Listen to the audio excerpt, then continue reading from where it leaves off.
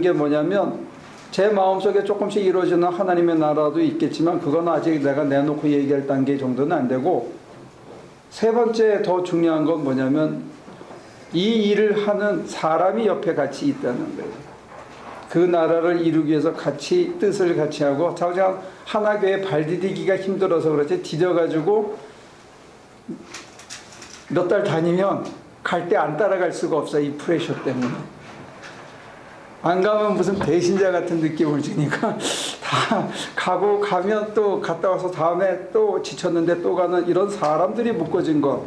이건데 내가 13년 전에 12년 전에 이걸 시작할 때 이게 보였느냐 안 보였다는 거예요.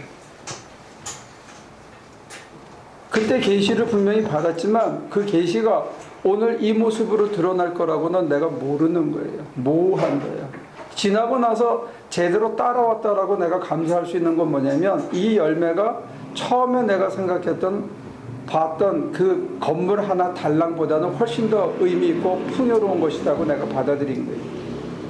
하나님의 계시라는 게 그렇다는 거예요. 이루어지기까지. 근데 이루어지기까지 그 여정에 있어서 끊임없이 내 소욕을 포기하는 작업이 먼저 있었다는 거예요. 내 거를 가지고 내 거를 먼저 하고 하는 그걸 하나님께서 끊임없이 포기시켰고, 그걸 통해서 옆에 사람이 있겠다는 거죠. 제가 만약에 소욕을 먼저 챙겼다면 여러분들이 가자고 했을 때 잘 안 따라갔을지도 몰라요. 무슨 말인지 알겠어요? 내가 집을 먼저 사고 차를 먼저 하나 빼고, 그래서 목사가 한 달에 4,000불은 받아야지 내가 막 우기기 시작하고 그러면 이게 잘 안 됐을 거라는 거죠. 그리고 제가 그 그림을 보고 그림을 그려갖고 와가지고 여러분들한테 자 40일 총동원 새벽기도 이 성전 건립을 위해서 합시다. 그리고 반지 내놓으세요. 작정하세요. 이런 식으로 했으면 우리는 멕시코의 교회 지으로는 못 갔을 거래요. 근데 여러분들이 계시를 아전인수격으로 이해하면 그 계시가 거둘 수 있는 30배, 60배, 100배의 열매를 구경을 못하고 자기 인생을 초라하게 끝낼 수 있다는 걸 얘기하는 거예요. 그래서 계시는 굉장히 풍성하고 미래지향적이지만 우리가 그 미래 어떤 모습으로 이루어질지를 우리가 지금 받는 순간에 그걸 정확하게 예측하기 어렵다는 거예요. 그 예측하는 순간 그것을 초라하게 만들고 조그맣게 만든다는 걸 얘기 드리는 거예요. 그래서 신앙은 모호하지만 풍성한 거예요. 하나님의 계시는 지금 내 입장에서는 모호한 거예요. 불투명해. 불확실해. 그런데 그걸 성실하게 믿고 따라가면 내 상상을 뛰어넘는 풍성함으로 하나님께서 채워주신다는 것을 고백하는 거예요. 그래서 신앙은 모호하면서 신뢰고 모험이고 순종이고 계산하지 않음이고,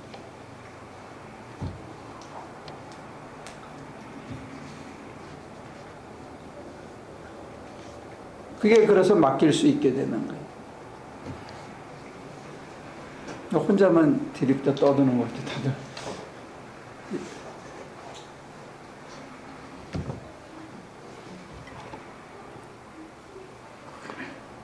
특별히 내가 이걸 하면 하나님이 뭘 해준다, 인과응보식으로 믿는 거, 그거는 야훼 신앙은 아니라는 거예요.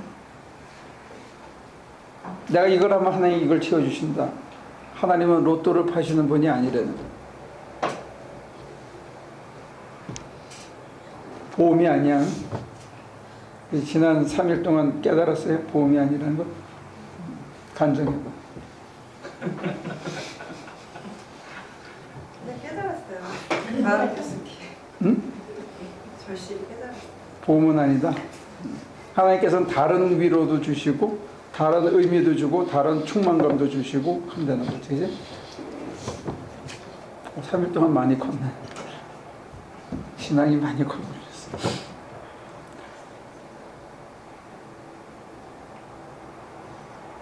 질문 있으면 하세요. 자기가 계산을 하거나 미리 해석을 하거나 하지 않더라도 대략적인 방향은 맞아야 되는 거 아닌가요? 방향이 나는 이렇게 간다고 생각하잖아? 그지? 하나는 이렇게 가게 한단 말이야. 나는 여기를 가고 싶은데 하나님의 첫 출발점은 이쪽으로 가게 하니까 많은 사람들이 내가 맞다고 주장을 하고 우기고 안 따라가요. 근데 하나님께서는 요 앞에 늪이 있다는 걸 대충 보신다고. 여기에 교통사고가 난 걸 대충 보신다고. 그러면 먼저 여길 가기 전에 이쪽으로 먼저 그릇을 먼저 씻고 회개를 먼저 해야 되고 심령의 중심과 가치관을 먼저 정립한 다음에 그 다음에 조금씩 방향을 들어서 글로 가게 하신단 말이에요. 근데 우리는 마음이 급해. 이거를 빨리 하고 싶어 해. 근데 완전히 누더기가 된 채 막 해가지고 못 가는 거예요. 거기를 저질 체력으로만 갈 수가 없어. 소가지가 좁아가지고는 그 사람들을 용납할 수가 없어서 갈 수가 없어. 억울하고 분한 것 때문에 갈 수가 없어. 이걸 참아야 되는데 속을 끓이면서 참는 게 아니고 참을 때 화가 나지. 그렇지만 참으면서 빨리빨리 털어버리는 어떤 뭐가 갖춰진 다음에 그 길을 가게 한다 이거.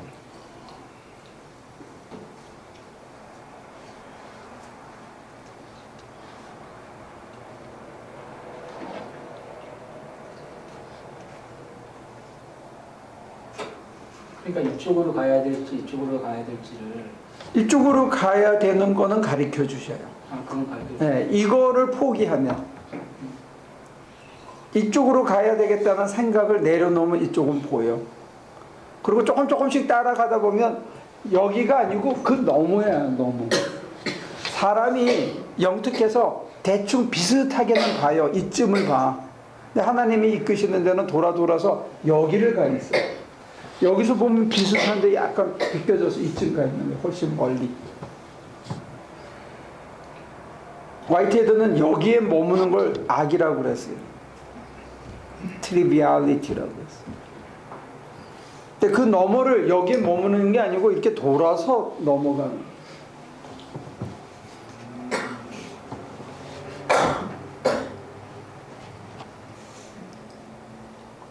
그렇다면 우리가 그러면 제가 이렇게 들려졌다라고 하는 것이 실제로는 하나님의 계시가 아니라는 뜻이잖아요.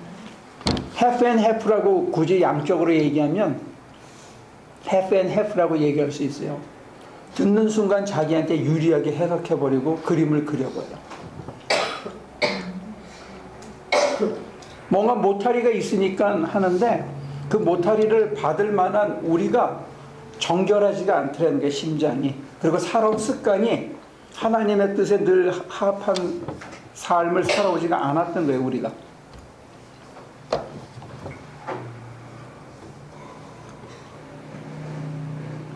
그래서 신앙의 선배들이 끊임없이 버리라고 그러고 제가 몇 차례 얘기를 계속 해줬는데 그 사막의 성자가 제자라고 자안이라고 있었어요. 아내가 달아난 바람에 나일강을 헤엄쳐가지고 찾아왔어. 사막의 성자를. 그랬더니 누구냐? 그때 잔입니다. 어떻게 왔어요? 그랬더니 여차저차해서 선생님을 모시러 왔습니다. 그래? 그냥 여기 서 있어. 그러고 들어가가지고 이틀 동안 안 나와. 이틀 있다가 나왔어. 너 여기 왜 서 있냐? 그랬더니 선생님이 서 있으라 그래서 서 있다. 그래? 그럼 방에 들어가 있어. 들어갔어. 선생님 나가셨다가 3일 만에 들어왔어. 그럼 너 여기 왜 있냐? 그랬더니 선생님이 여기 앉아 있으라고 했습니다. 그래? 그랬더니 이 실을 풀어. 그래서 실을 풀었어. 3일 내내 풀었어. 그랬더니 3일 있다 와가지고 너 뭐하냐 했더니 실 선생님 풀려고 그래서 풀었다니까. 이거 감옥. 그렇게 해서 한 3년을 시켰어. 3년. 근데 그거를 해낸 거예요. 근데 왜 그렇게 훈련시켰나? 그 선생은 못 쫓는 귀신을 자아는 쫓아냈대. 그 사람한테 그런 근성을 보고, 근기라고 그러는데 근성을 보고 선생이 그거를 개발시켜 준 거예요. 하나님의 영광을 위해서. 근데 그거를 그 선생이 그 자기의 근기를 본다는 거, 근성을 본다는 거를 신뢰하고 그 미친 짓이죠. 3년 동안 어떤 놈이 그걸 해. 여러분들은 제가 뭐라 그러면 당장 그래요. 왜 해요? 왜요? 왜요를 꼭 묻잖아. 그래서 가장 가장 근사하게 설명해 주는데 그 설명이 안 맞는 거예요. 비슷하게 얘기하는 거지 그건 너무너무 있기 때문에 오늘 제가 아무리 그럴듯하게 설명을 해줘도 설명이 안 돼요. 어느 순간에 여러분들이 신뢰를 잊어버리면 제가 해주는 설명은 안 맞는 거예요. 맞을 수가 없어요. 비슷하게만 이렇게 방향만 대충 가르쳐 주는 거지 여기 가기 위해서 이렇게 돌아가야 된다는 것만 가르쳐 주지 거기가 정확하게 어느 지점인지 제가 알 수가 없죠. 여러분들이 얼만큼만큼 가느냐에 따라서 그게 결정나는데 상수가 아니고 변수인데 최대한 설명을 해주려고 애를 쓰는 거지 그게 딱 맞을 수가 없다는 게 기본적으로. 근데 왜요? 듣고는 반토막만 꼭 해. 1절만 해. 2절은 자기가 만들어서 개사해서가. 그러니까 꼭 반대로가 있는 거예요. 아니면 가다가 말어. 그러니까 돌아가는 거예요, 세월을. 쉽게 넘어갈 수 있는 거를 계속 돌아가는 거예요. 근데 제가 왜 여러분들을 탓하지 않느냐? 저도 그랬거든요. 이게 될 수 있는 일이 아니에요, 그렇게 쉽게.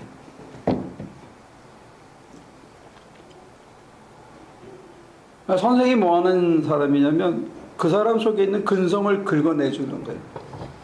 그거를 발휘하도록.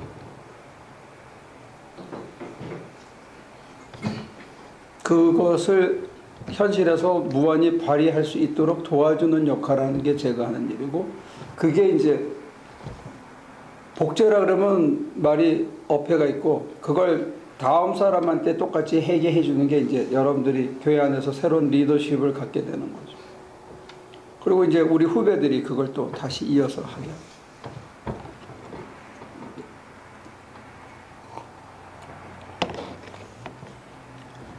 그거를 가장 담백하게 여러분들에게 설명해 주시는 분이 박 목사님. 묻지 말고 해봐. 하면 심플하게 가자. 나 안 하거든. 안 하니까 안 되는 거 이해가 안 되는 거예요. 왜요? 그걸 왜 해야 돼요? 안 해도 되지. 날 위해서 하라는 건 절대 아니니까.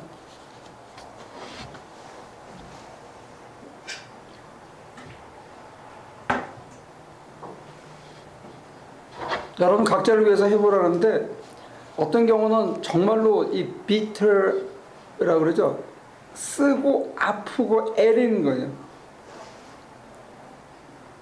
제가 여러분들에게 권면하는 게 내가 해보니까 살이 다 터지는 것 같아. 막 어떤 분의 표현하면 모든 뼈마디 하나하나가 특히 목뼈가 부러지는 느낌이 있대. 딱딱 꺾이는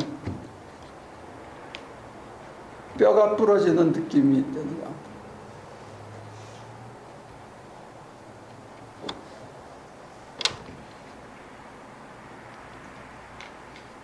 세월이 지나니까 하나님께서 저도 많이 다듬으시든지 제가 그 사이 좀 이렇게 물러 터져졌는지 몰라도 몇 년 전 같으면 누가 차에 쳐가지고 그게 살아서 감사해서 11조를 뭐 내거나 감사원금을 내거나 아니면 그래야 되겠다 그러면 말렸을 거예요. 근데 이제는 불러 터진 것 같아요. 마음대로 하세요.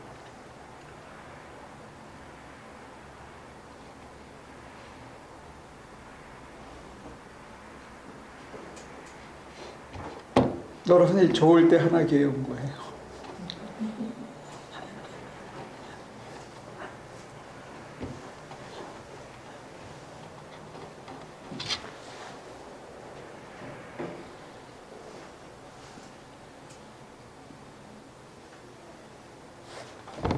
질문 있으세요?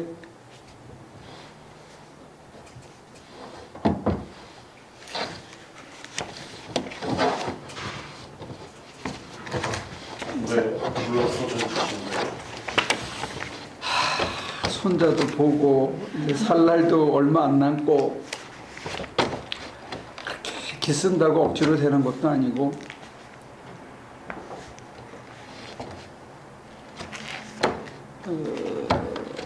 제가 그 길을 곧들어 할 때는 그거 하나 외에는 안 보였는데요. 지나면서 보니까 다른 길로 가도 할 수 있을 것 같다. 더 쉬운 길이 있을 것 같다 하는 생각을 조금씩 하게 되는 것 같아요. 그리고 이제는 난 여러분들이 아픈 게 내가 싫어. 좀 안 아프고 좀 느리더라도 안 아프고 갈 수 있으면 좋겠다. 그렇게 좀 변하는 것 같아.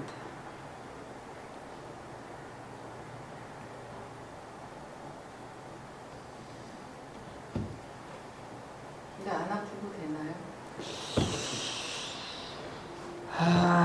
굉장히 중요한 질문인데, 아픔의 정도를 느끼는 거는 개인차가 있는 것 같아요. 어떤 사람은 좀 잘 참고, 어떤 사람은 아픔을 잘 못 참고 하는 것도 있는데, 나름대로는 지가 제일 아프다고 생각하겠죠, 자기가. 근데, 좀 덜 아프고 갈 수 있는 방법 중에 하나가 우리 박 목사님이 얘기한 것처럼 그냥 일단 해보는 거. 그게 좀 덜 아프고 갈 수 있는 가장 심플한 방법이 이걸 이제 그 선불교식의 가르침이에요. 일단 쳐서 하게 하는. 그러니까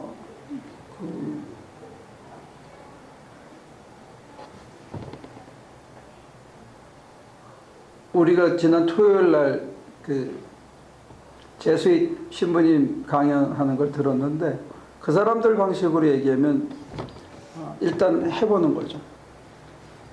그러니까 캐톨릭 애들이 갖고 있는 강점 중에 하나가 순명이라는 게 순명. 그게 방편적으로는 좀 도움이 될 수 있을지도 몰라요. 두 번째 방편은 선불교 말고 화엄불교가 있는데 화엄불교는 교육을 많이 시켜요. 오래 베네딕티안처럼 오래 교육을 시키고 규칙적인 생활을 통해서 몸에 배게 해줘서 별로 아픈 줄 모르고 가게 해주는 방법이 있겠죠. 안 아프고 갈 수 있는 길이 있을까? 남이 보면 안 아픈데 자기는 다 아프다고 생각할 수 있겠죠. 근데 저는 이제 목사로서 여러분들이 좀 덜 아프고 갔으면 좋겠다는 바람은 있어요. 그래서 덜 아프고 가는 길을 자꾸 생각하고 더 얘기해주고 싶고 그러다 보니까 불필요한 설명도 더 많아지고 또 웬만하면 그냥 더 참고 기다리고 놔두고 그러는 것도 있고 그렇게 변하는 것 같아요.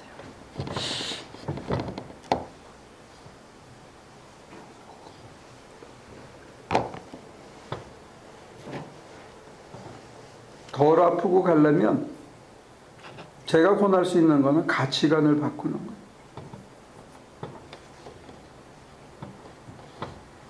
그러면 조금 덜 아픈 것 같아요.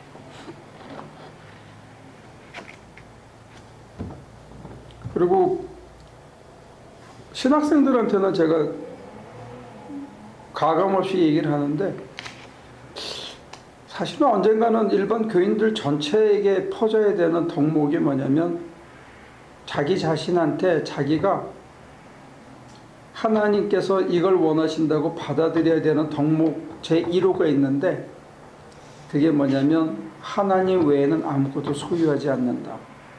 덕목 2가 있는데 나는 이제 남을 위해 산다. 그러면 아픈 게 많이 줄어요. 근데 여기가 제일 아파. 이 두 개가. 왜 웃어? 그러니까 그걸 받아들이기까지가 너무 아프잖아요. 자기. 뭐 어디 지가 태어날 때 뭐 빈손 갖고 태어났지 뭐 불려받은 거 있나? 순종. 그거 자아를 이렇게 버리는 거예요. 아니 그거 두 가지 해도 안 버려져요. 그럼 나중이야 나중. 그게 전제라고요. 하나님 외에는 내가 아무것도 소유하지 않는다. 두 번째 나는 어차피 남을 위해 살라고 부름을 받았다. 기독교인으로. 될 것 같아? 아직은 안 될 것 같아요. 오카는 목사님?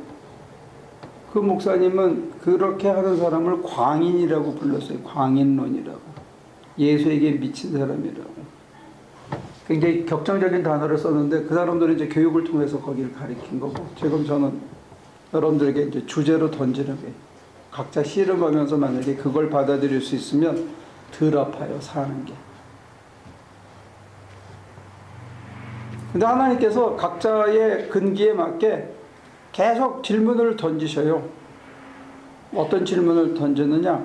목숨에 대한 애착에 대해서 물어보시기도 하고, 자기 아들과 자기 딸에 대한 애착에 대해서 물어보기도 하고, 자기 남편에 대한 애착에 대해서 물어보고, 자기 자신의 미래에 대한 것과 자기의 어떤 희망, 자기의 비전을 포기하게 하는.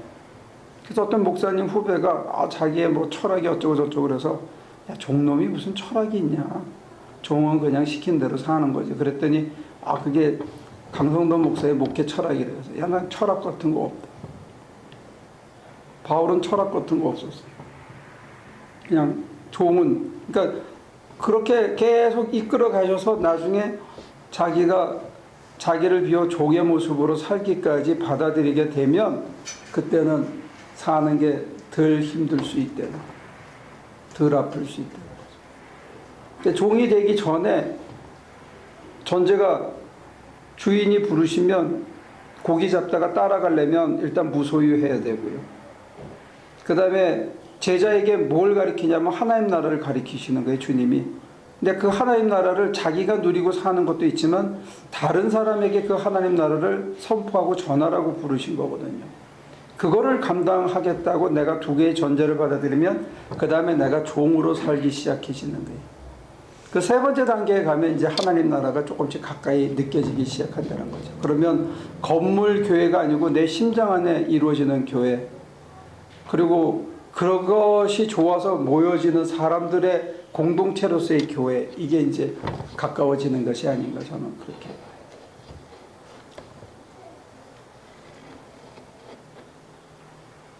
그걸 이제 제도적으로 억지로 만든 게, 그날 그 신부님이 그랬잖아. 이 양복도 자기 거 아니라고. 기억나세요? 그분이? 이것도 다 그 자기 수도원 소속의 재산이라고. 입다가 벗어나야 된다고.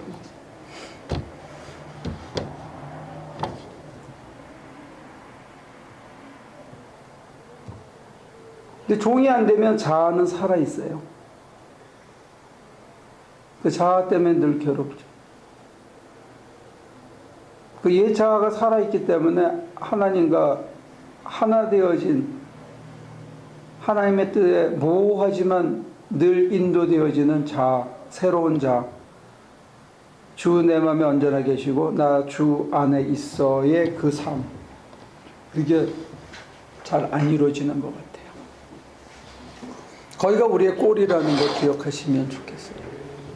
개신교인이 된다는 거, 기독교인이 된다는 걸 저는 그렇게 고백하고 싶어요. 근데 이게 신학생들한테 얘기할 때는 이게 힘이 있거든. 근데 일반 교인들한테 얘기하려니까 이게 조금 막연하다, 그지?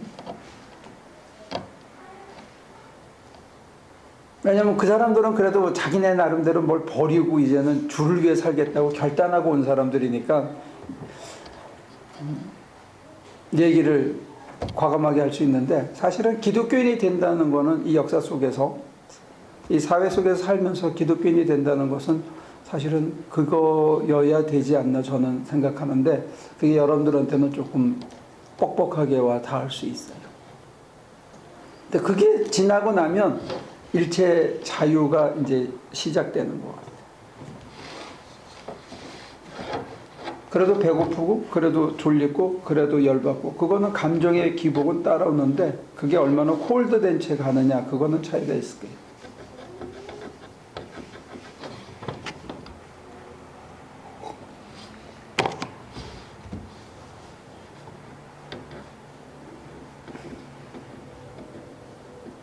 이런 걸 요즘 애들은 열나 조용하다, 그렇게 얘기합니다.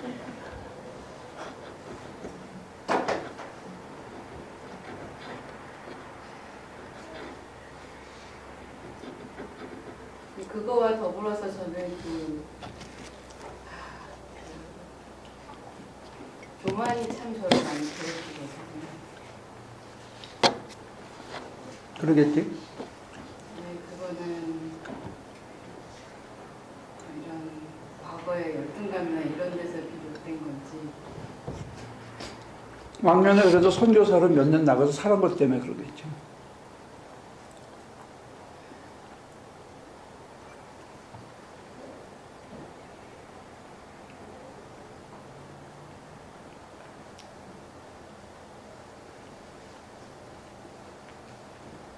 근데 첫째, 둘째가 안 된 상태에서 나가면 시간만 까먹는 거죠. 세 번째 종이 되는 거는 세월이 오래 걸려요. 근데 첫 번째, 두 번째 거는 세계관과 가치관을 바꾸는 거거든.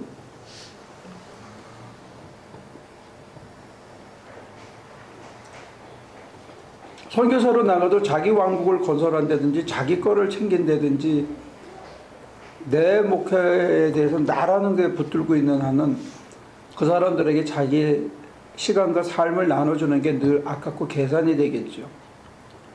나도 여러분들을 위해서 초장의 목표를 할 때 여러분들이 아니고 교인들을 위해서 내 시간을 쏟고 내가 뭘 고민해가지고 설교 말씀을 전하고 또 좌우지간 딴 거 못하고 다른 옵션이 있는데 그걸 못하고 내가 목회를 한다는 거에 대해서 내 인생이 굉장히 아깝다는 생각을 한동안 했었어요. 그러면서 누굴 탓하냐면 교인들을 탓하는 게 내가 이렇게 훌륭한 말씀을 전하는데 어쩌면 저렇게 변하지 않고 저럴 수가 있냐. 그것만 원망하고 살았던 적이 있어요.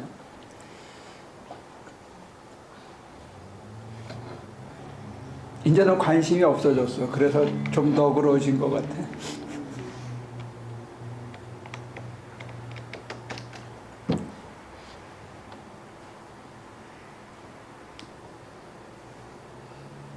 과거의 삶에 대한 열등의식은 그거는 부가적인 짐이겠죠. 심리적인 짐이고 그게 내 현실의 가치관을 굴절시키는 내가 하는 행동을 제약하는 수갑 같은 것일 수 있어요.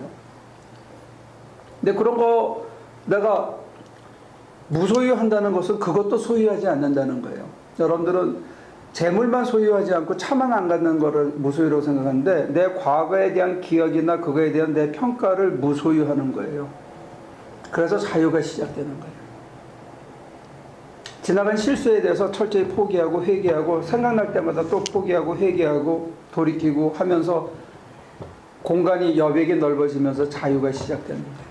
안 그러면 계속 그게 기억나고 또 기억나고 또 나를 붙들게 되고 그것 때문에 내 행동이 그쪽은 안 쳐다보고 제한되게 되는 거죠. 무소유라는 게 그런 거 버리는 거예요. 무소유예요. 그래서 예수님께서 그랬죠. 쟁기를 메고 뒤돌아보는 자는 내게 합당치 않다. 자꾸 뒤돌아보고 그러니까 삐뚤빼뚤 가는 거지.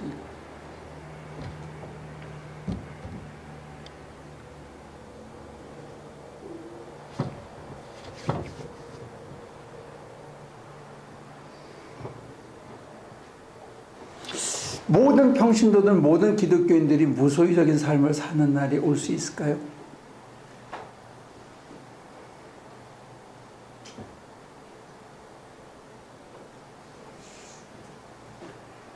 신앙촌이 실패한 이유 중에 하나는 재산 많이 낸 사람한테 넓은 집을 준 것부터가 실패했어.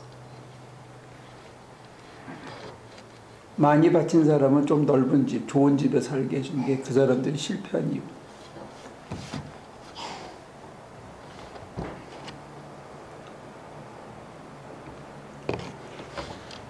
이연필 선생님께서는 6.25 동란 전후에 그 직전에 무지무지하게 가난할 때 사람들에게 탁발을 가리켰어요. 거렁뱅이 짓을 가리킨 거예요. 그래서 의식주로 해결하게 해줬어요. 그때 그 당시에 가장 극단적인 방법으로. 그래서 사람들에게 뭘 가리켰냐면 탁발하는 거 가리키고 그 다음에 가마떼기 가지고 움막 짓는 걸 가리켰어요. 그래서 의식주로부터 자유하게 해준 거예요. 하루에 한 끼, 두 끼, 그 사람은 거의 곰팡이 난 거 주로 먹었는데 그렇게 하면서 모든 포커스가 하나님, 그러니까 그분들은 예수님에게만 모든 포커스가 가 있었기 때문에 그리고 그걸 전하는 거 외에는 다른 사회 활동이나 이런 거에 관심이 없고 고아들, 과부들, 버려진 불황자들을 모아다가 자기가 탁발한 거 먹이는 거기에만 포커스가 있었어요.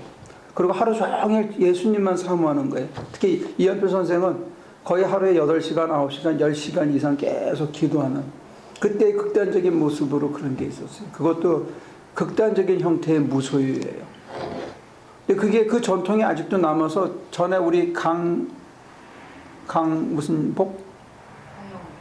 강영복 씨가 여기 왔을 때 그 사람들이 지금도 그게 남아가지고 무이탁 노인들하고 이렇게 치매 걸리신 분들, 병자들 그런 분들을 몇백 명씩 돌보고 그렇게 하죠.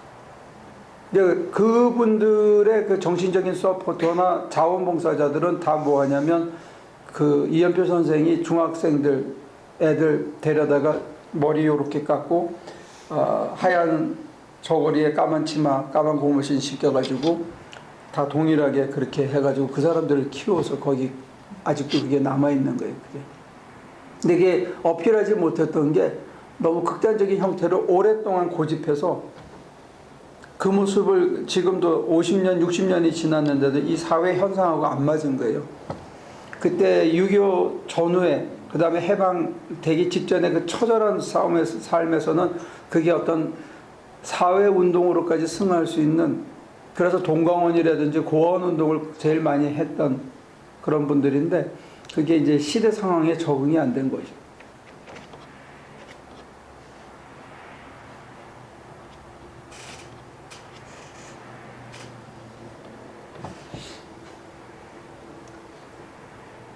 우리는 그렇게까지 가기는 힘들 거예요.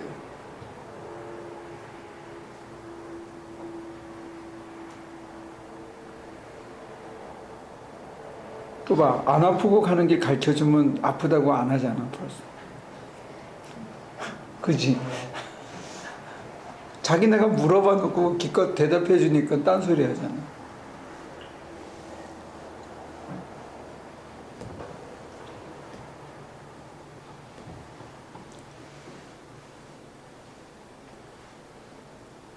감정이 상했잖아. 그러면 밤에 이건 내 거 아니잖아요. 그럼 빨리 주인한테 줘야 될 거 아니야. 담지 않는 거예요.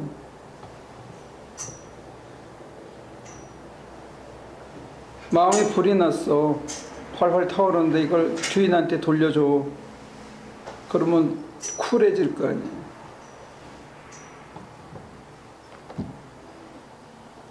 그러면 미움이나 감정에나 열받는 화가 내 속에 짧은 시간 당겼다가 사라진다면 만약에 그렇게 사는 게 아프겠어요? 덜 아프겠어요?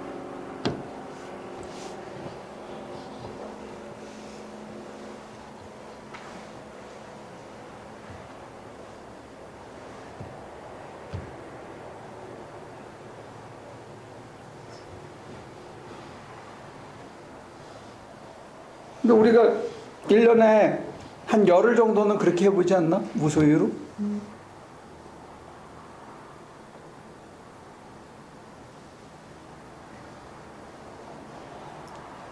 그렇게 살아보지 않아요? 꼭 그 멕시코 가야만 되나?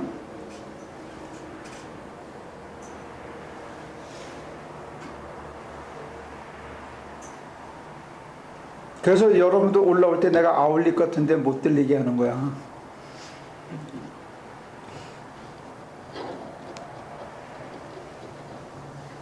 가능하면 따로 뭐가 중간에 세 가지고 뭐 못하게 하는 거예요.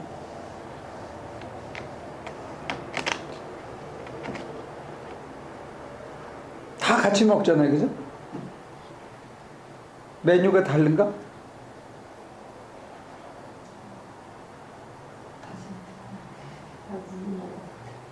이번에 가니까 한 녀석 그 생선을 못 먹어가지고 걔는 아침 점심 계속 핫도그 먹더라고. 된장도 먹으면서 말이야.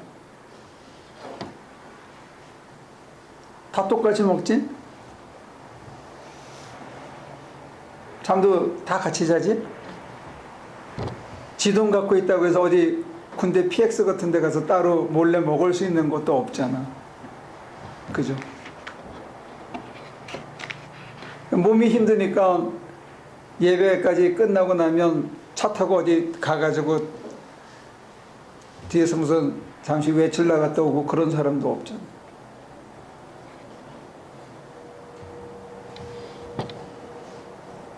그리고 아침부터 저녁까지 강제 노동시키잖아요.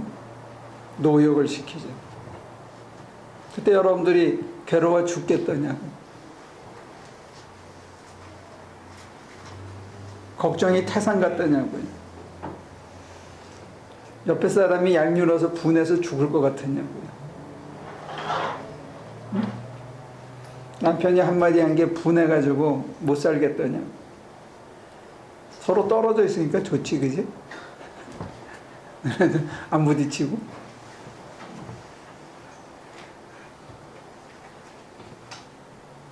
우리가 하나님께서 초대하셔서 가서 봉사하면서 받는 부대 선물인 것 같아요. 무소유하는데 전혀 결여를 못 느껴. 거기서 더 가졌다고 잘난 체 할 게 아무것도 없어. 참 희한한 게 말이야. 변호사한테 집 날리게 하고 노가다한테 십장시키고 말이야. 이게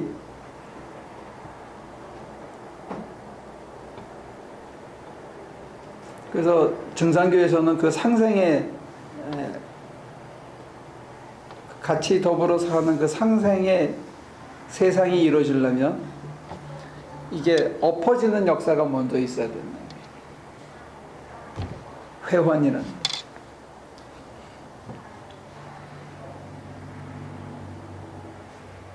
그 엎어질 때가 참 아픈 거예요. 감정적으로는. 제가 말씀드린 그 두 가지를 만약에 여러분들이 받아들일 수 있으면 나는 내 인생의 주인이 아니라 나는 이제 종이다 하는 데까지 가면 상대적으로 편해진다는 거예요. 기도하는 목적이 그런 걸 거예요.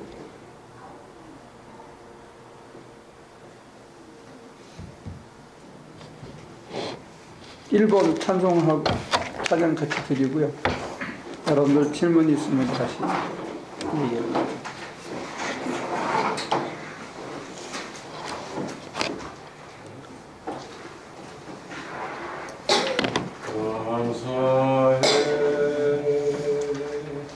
시험이 닥쳐올 때 주께서 인도하시니 두려움 없네. 또 감사해. 고통이 찾아올 때에 주께서 지켜주시니 승리하리라. 나의 모든 생활 속에서 주님이 함께 하시니 주님의 성령은 나를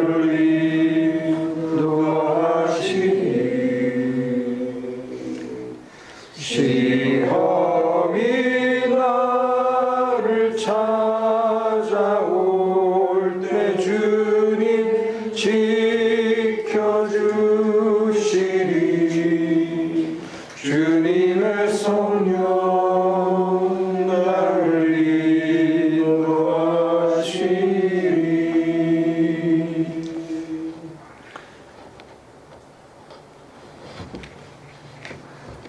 질문 있습니까?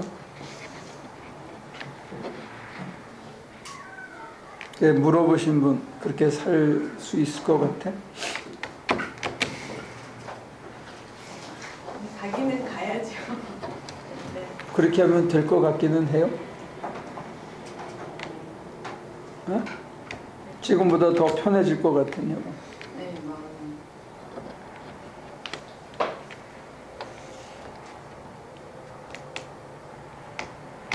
지난주에 그 말씀을 가지고 묵상을 하는데 새벽에 한 서너 시 됐나? 설교가 안 풀리는 거예요. 그래서 묵상을 하는데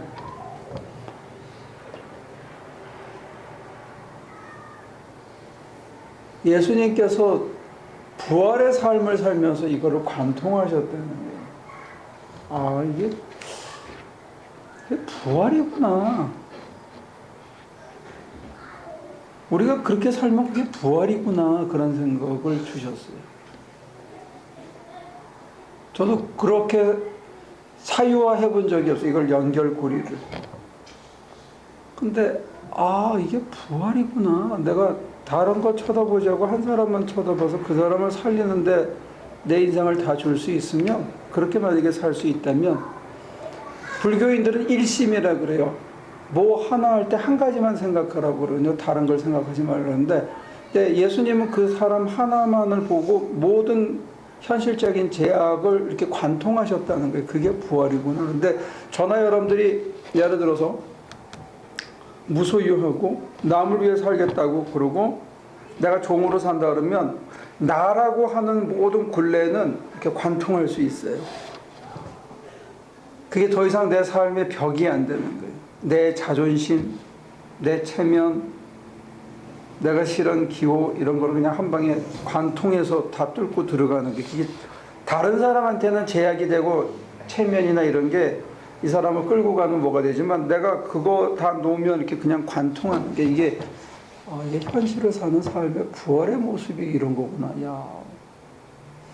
근데 그게 굉장한 그 상상력을 했기 때문에 제가 이렇게 논증을 할 수 있는 그런 건 아니에요. 근데 이제 설교였기 때문에 할 수 있는 거고, 신학적인 작업을 하려면 제가 한참 더 다듬어야 될 거예요. 근데 저한테 그냥 이렇게 확 왔기 때문에 제가 그걸 여러분들에게 가감없이 그냥 전한 거예요.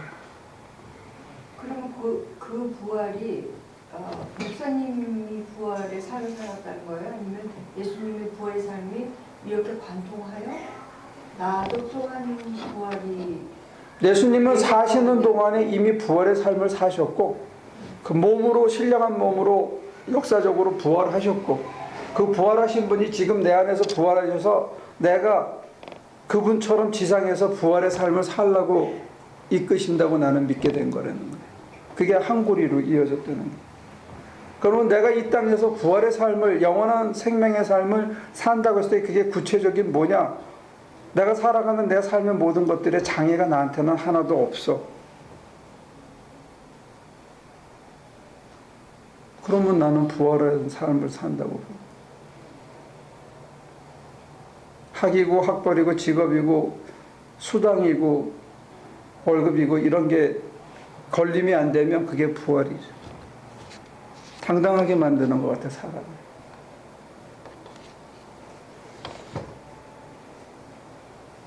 저기 목사님한테 여쭤보는 건 아닌데요.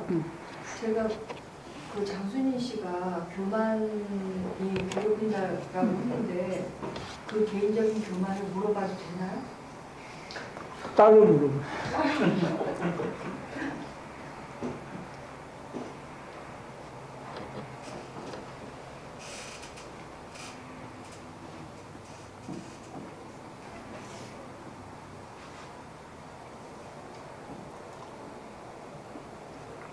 설명은 좀 제가 봐도 이게 신학화 시키기엔 아직 설명이 부족하고 거친데, 여러분들이 그 말을 들었을 때 이렇게 어떤 필링이나 뭐 이게 오는 건 있어요? 제가 그렇게 거칠게 설명을 했을 때 그게 이렇게 와닿는 게 있냐고.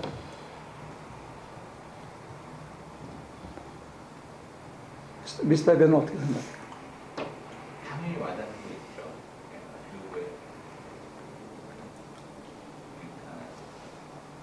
그렇지만 제가 이해하는 거하고 이제 목사님이 말씀하신 거하고 같은지는 모르겠지만, 뭔가 이게 화두가 던져지면은 많이 묵상하고, 이제는 좀 그런 게 많이 있거든요. 그리고 제가 이제 따라가는 길에 대해서 만약에 잠깐 얘기한다면은, 때 이제 누군가 이게 조명환 목사님이 이제 얘기하시는데 결국 자기가 좋아서 하는 거다. 예수님도 자기가 좋았으니까는 십자가에 매달리신 거지. 자기가 싫었으면 뭐 어떻게 하냐. 그래서 그거에 대해서 굉장히 억울히 해요. 어린 옛날부터 이제 생각을 해왔고 지금도 그 얘기를 들을 때 굉장히 이제 심하게 억울했거든요. 그러니까 저도 지금 사실 뭐 어떻게 3년 전하고 비교해 보면은 많이 바뀌었고, 그러니까 남들이 봐서는 진짜 이상한 삶을 살고 있는 것도 맞거든요. 근데 그게 좋아졌으니까요. 왜 웃어? 어? 이상하다는 게 웃겨. 제 3자적인 입장으로, 그러니까는 회사에서도 되게 이상하게 봐요. 네. 그러니까 일하다 말고 주말 좀 나 멕시코 간다 그러고 가버리니까는 갔다 와가지고 아 이거 졌다 그러고 막 보여주고 그러면 그러냐고 하여튼 근데 그러니까는 조금 이제 뭐 많이 틀리고 어쩌고저쩌고 하는데 하여튼 그러고서 이제 주변에서 이제 많이 이제 권하고 그래도 따라가는 사람은 하나도 없잖아요. 그게 싫으니까는 다들. 그러니까는 남들이 하는 거는 좋다고 얘기할 수 있지만은 자기한테는 싫은데 좀 어떻게 따라가다 보니까는 저는 이제 그런 게 좋아지니까 따라가는 거거든요. 그런데 저도 그런데 자신 있게 얘기를 할 수는 없는 거는 이게 순간순간 좋으니까 따라가는데 이게 365일 좋아지는 거는 저도 아직은 자신이 없죠. 그러니까는 다 던지는 데 있어서 그때 어디까지 제가 좋아질지는 모르겠지만 근데 약간의 중독기도 있는 것 같아요. 아까 그 감지 이런 단어 쓰셨는데 지금 이제 장로님이랑 나랑 가가지고 한 군데 둘러보고 왔잖아요. 거기서 언제 해달라. 근데 거기는 자금 준비가 안 돼 있고 다른 한 군데는 지금 돈이 준비돼 있다고 저보고 설계도랑 이렇게 그려달라고 그러는데 내가 지금 안 해주고 있거든. 근데 이제 거부하는데도 이렇게 주사기를 이렇게 쭉 빨아들이면 뒤로 주사기가 가는 만큼 피가 이렇게 딸려 들어가는 게 있잖아요. 그렇게 이렇게 딸려 들어가는 느낌이 이제 있는 거죠.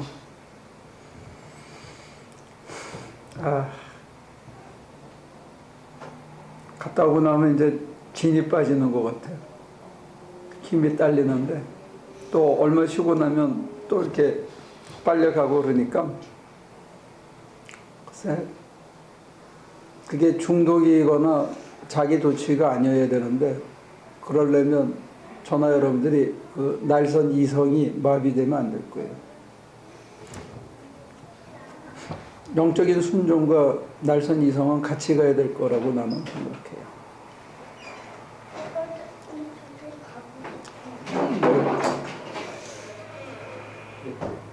어떤 누구도 품을 수 있으면 감정을 털어놓고 그러면 자기가 제일 편해지는 것 같아요. 나는 그게 이제 부활의 삶이라고 믿기 시작한 건데 그게 그렇게 이어지는지는 몰랐죠.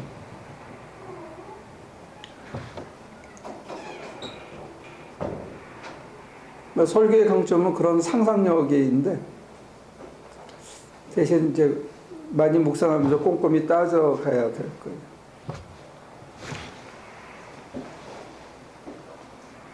질문 있으면 하시죠.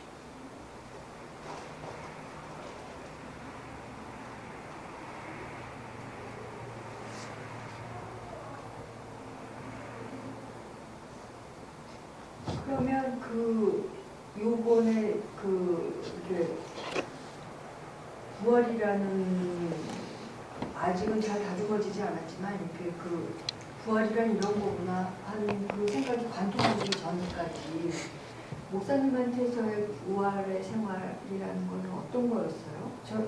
다시 한번 제대로 사는 게 부활이라고 생각했는데 내가 과거의 습관을, 과거의 기억을 그런 모든 것들을 털고 오늘 매 순간순간 가장 진하게 가장 충실하게 내 삶을 살아가는 게 영원한 생명이 오늘 여기서부터 시작된다 그렇게 이해하고 있었어요. 근데 그게 타인과의 관계 속에서 이제 지평이 넓혀지고 있구나 하는 생각을 제가 이제 혼자 리플렉션을 하는데 타인과의 삶에서 나라는 것마저 포기되어지는 삶을 살아간다면 그게 부활이고 그 부활이 그 겉으로 드러난 징표나 사인은 뭐냐면 장애나 제약이 없다는 거예요. 적어도 자기 자신한테는. 다른 사람이 보면 장애나 제약이 있는데 자기는 그게 전혀 권력도 두렵지 않고 금욕도 두렵지 않고 내가 어떤 것 때문에 핍박을 받거나 욕을 먹는 것도 전혀 두려움 없이 그냥 그걸 관통해 나갈 수 있는 그런 징표가 있다는 거죠. 근데 그 전제가 뭐냐면 이제는 나의 기쁨, 나의 만족, 나의 위로, 내가 하나님의 충만한 은혜 그게 아니고 그게 이제 바깥으로 파장처럼 퍼져나가는 삶을 사는 거예요. 그럴 때 내가 저것 때문에 손해보면 어떡하나, 이거 사람들이 뭐라고 생각하나, 이런 것들로부터 이제 관통하면 자유로워진다는 거죠. 그게 이제 부활이라고 보는 거예요. 그게 내가 부활의 삶을 삶으로 다른 사람도 다시 살게 이끌어주고 살아나게 만들어주고 그것 때문에 어떤 욕을 먹는 거나 손해가 오는 거에 대해서 계산하지 않는 삶을 살게 된다.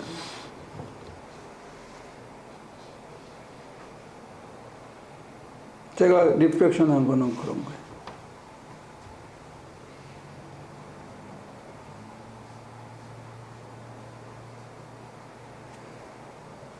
아마 독립투사들이 그래서 자기 목숨 바치고 가족들 희생하고 그랬을 거예요. 한 가지만 봤기 때문에. 그래서 그런 사람들이 힘이 모아져서 나라를 살리는 거겠죠.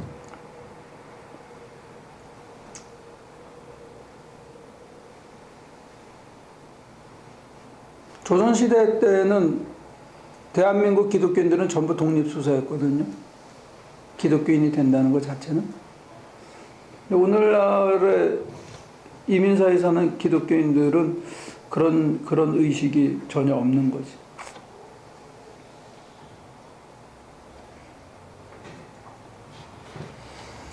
그런 의식이 사라진 거예요.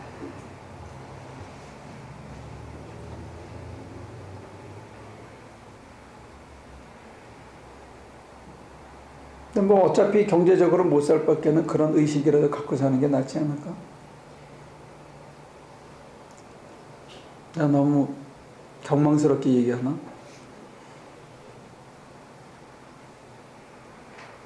어차피 안 되더라고, 저는. 그럴 거라면.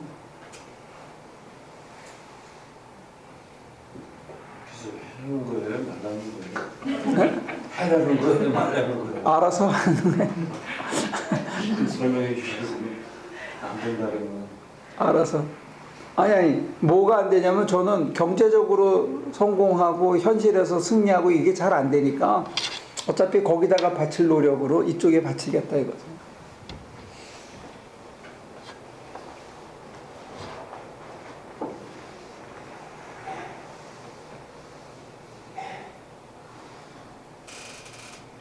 저는 이제 바울 선생님은 내가 착고에 채인 거 외에는 모두가 나처럼 됐으면 좋겠다 이렇게 얘기하는데 나는 내 승질이나 과거에 살았던 삶이나 이런 것들 빼고 지금 제가 고백하고 믿고 따라가는 이거는 여러분들이 나처럼 됐으면 좋겠다 하는 마음은 있어요. 겨우 그게 요만큼 생긴 거예요 이제.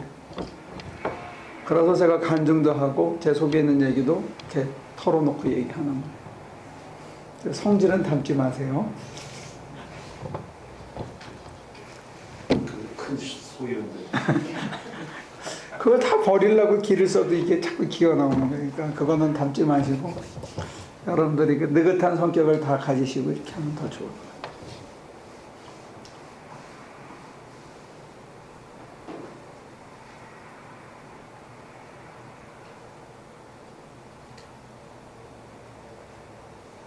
이 DNA라는 건 참 무서운 거고.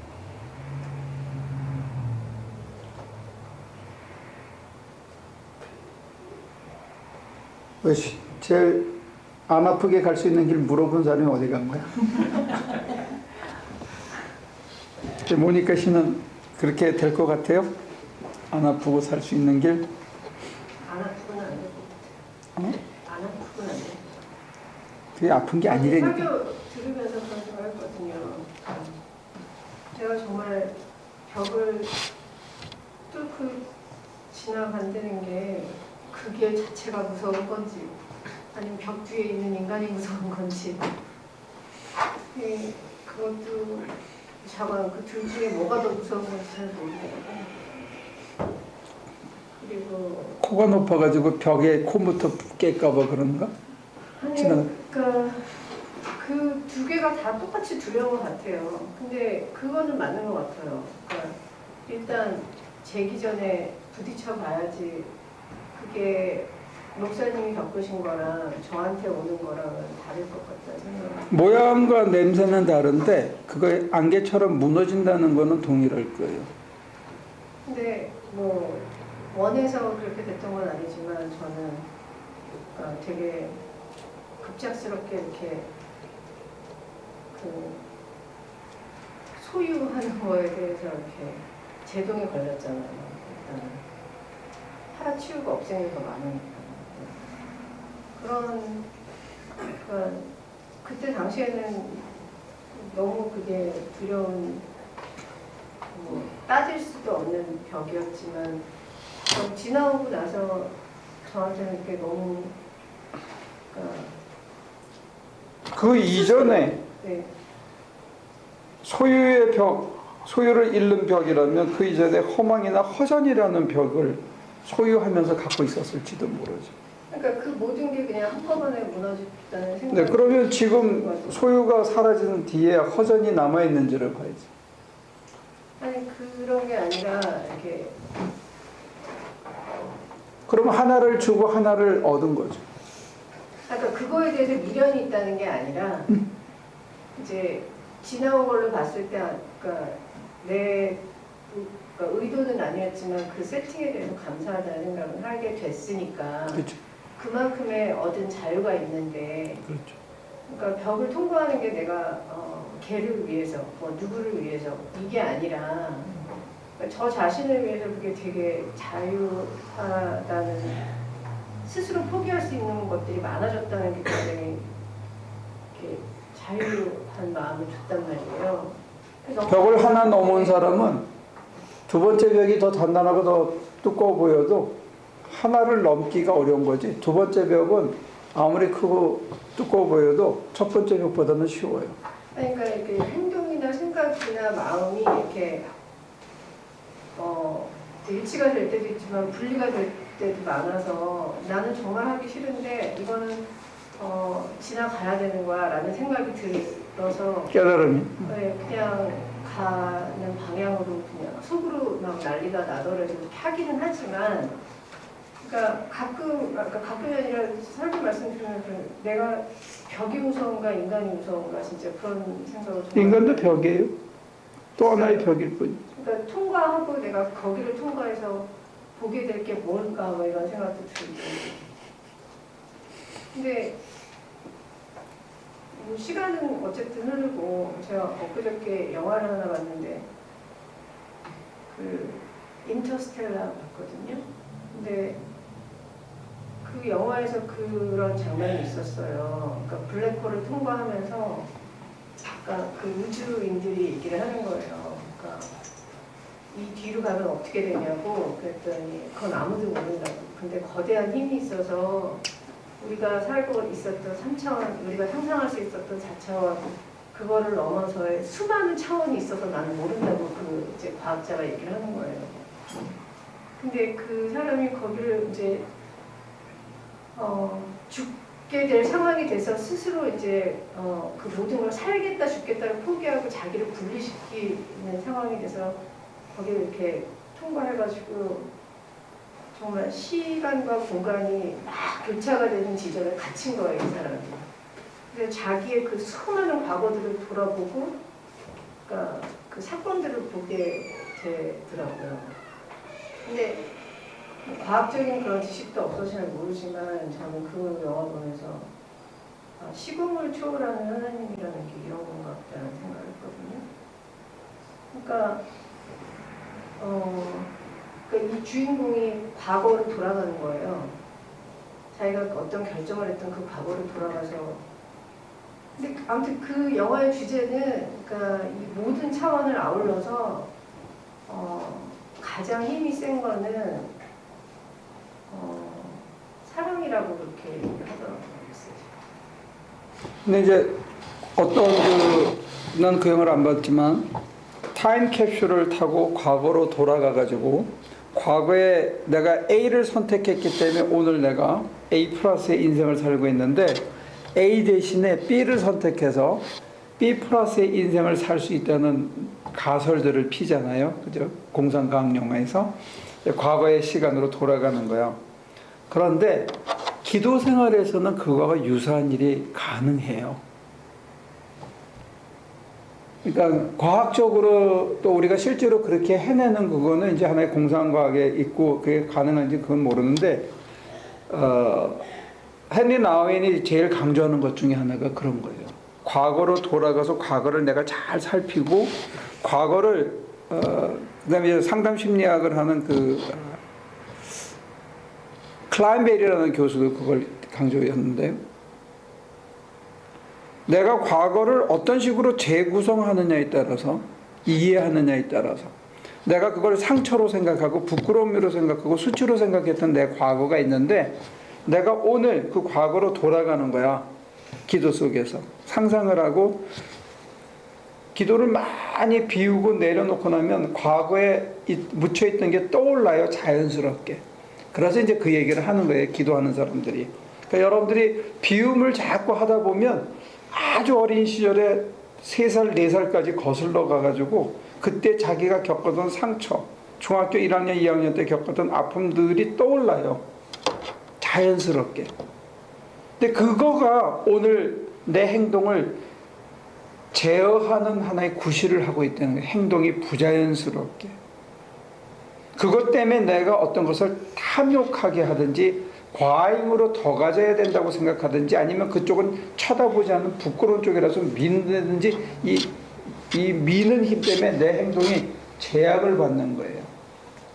근데 우리가 기도하다가 그 과거로 쭉 내려가서 자기의 어린 시절의 과거를 거기에 대한 사실은 기억만 남은 거죠. 과거는 지나갔지만 그 기억을 내가 어떻게 재구성하느냐에 따라서 오늘 갑자기 자유로워져요. 내 행동이 확 달라질 수 있어요. 전혀 부끄럽지 않거나 전혀 먹고 싶지 않거나 전혀 그쪽에 가고 싶지 않아져 버려요. 확. 그래서 또다시 이게 반복이 될 수는 있어. 그러면 또 내려가서 또 보고 또 돌아오는 거예요. 그러면서 점점 내가 오늘의 제약된 행동이 과거로부터 시작된다는 걸 내가 깨닫기 시작하면 자꾸 바보다면 다시는 그것이 내게 부담 주는 과거로 기억이 안 나고 사라져 버려요. 그럼 오늘이 더 자유로워지는 거예요. 그것도 또 하나의 부활이고 과거에 대한 기억을 새롭게 함으로써 오늘을 내가 새롭게 살 수 있는데 그게 기도의 힘 중에 하나예요. 그만큼 저와 여러분들이 당당해지고 폭이 커지면 과거를 자신 있게 볼 수 있어요. 지나고 나면 사실 아무것도 아닌데 자기 혼자만 그걸 상처로 간직해가지고 오늘 내가 하는 행동이 이상 행동으로 나타나는 경우가 많이 있어요.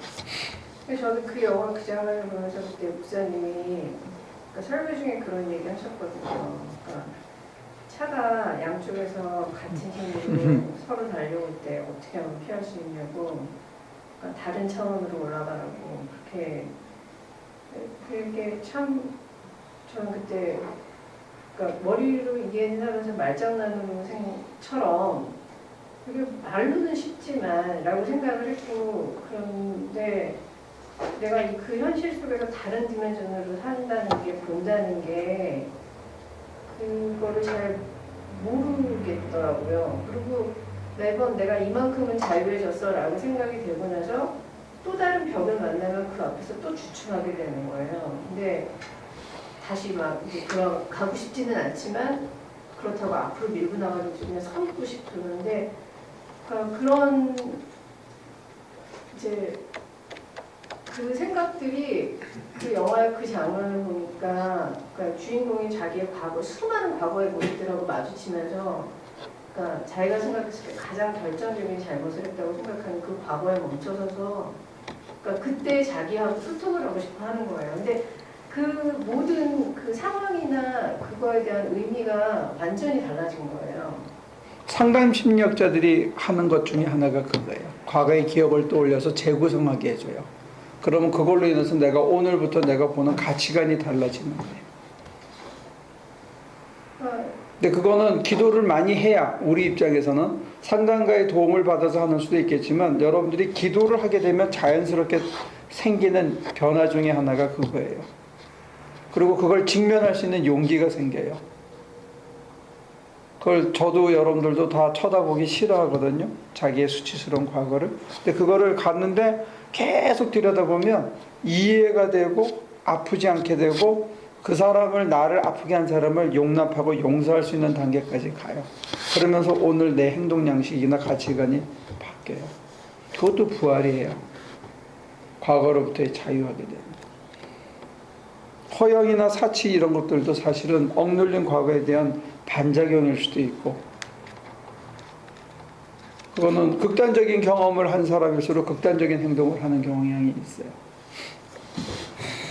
자, 시간이 많이 갔는데 기도를 하면서 여러분과 제가 얻을 수 있는 하나님의 치유 중에 하나고 결국은 하나님께서 우리를 자유케 하시는 것 같은데 한번 여러분들이 더 생각해 보세요. 무소유, 남을 위해서 하는 거, 그리고 종이 되는 거, 이거 있다는 거.